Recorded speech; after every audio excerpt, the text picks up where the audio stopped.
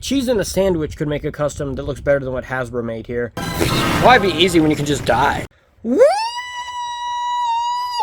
I'm Chewy Mew. Welcome to my channel, but more specifically, welcome to another Chewy Mew video where today we're going to be taking a look at something that I bought, and that is the Hasbro Marvel Legends sort of Spider-Man Retro Wave card series. I don't know what it's called. Marvel's Tarantula. So here we have this figure. And yeah, so it costs like $24 in stores, which that's a ripoff. And then with tax, it's about $27, which, spoilers, this is not a $27 figure. This should at most be like $10 to $15 for this, because this just looks like a Happy Meal toy with a lot of articulation. Which, I mean, you could say that about like 90% of Hasbro's figures. I already cut it open and took it out to like pose it around and stuff.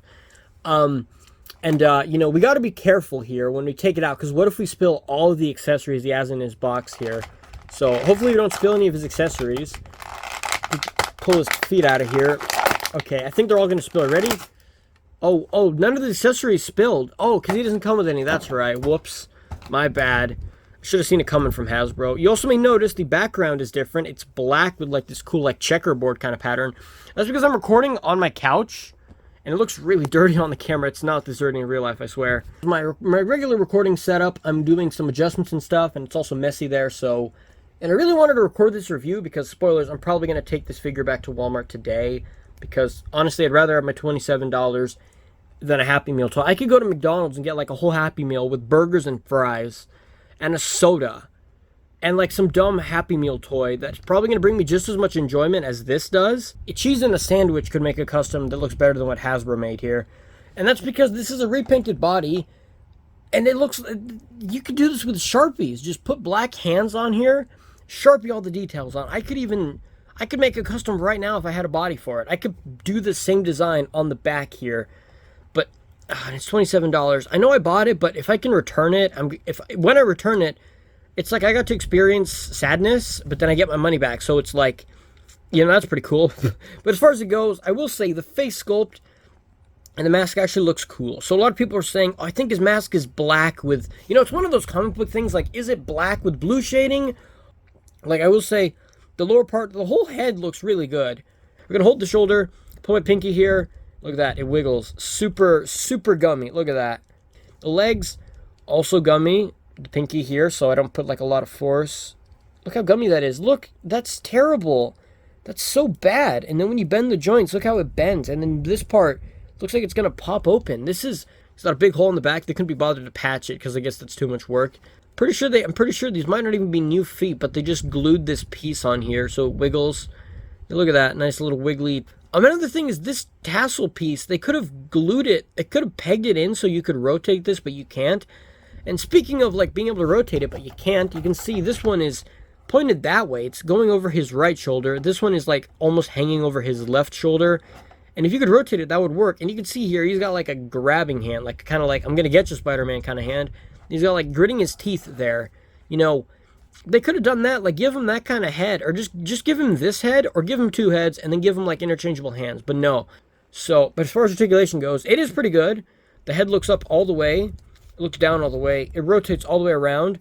The arms go up that high, so that's terrible. They should go up all the way. Rotates all the way around. In his butterfly joint, that it goes back really far. The butterfly joints are really good on these arms. And then going forward, they go forward a decent amount. If you move them up like this, they go up pretty high. So you can have his arm like he's doing a punch or something. But, excuse me, if you just have it like this, you can see the arm goes that far forward. That's without the butterfly joint. That's butterfly joint. Bicep swivel, you double bend in the elbow, and you can see how it's so gummy. Oh, that's terrible. Hinge in the wrist here, which works pretty good in rotation. Which also, I think I already said it, he has like a claw hand on the box. And you can remove these hands.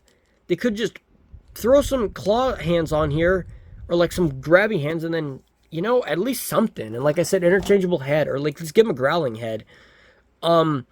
And like, the reason I skipped this arm here is because you can see this one rotates fine. Like, the biceps will, or the butterfly joint does that, but that's fine. You can see it rotates perfectly fine. This one here, we can rotate it like this, and then it gets stuck, like, right here. And then it doesn't go farther down. It doesn't go farther down.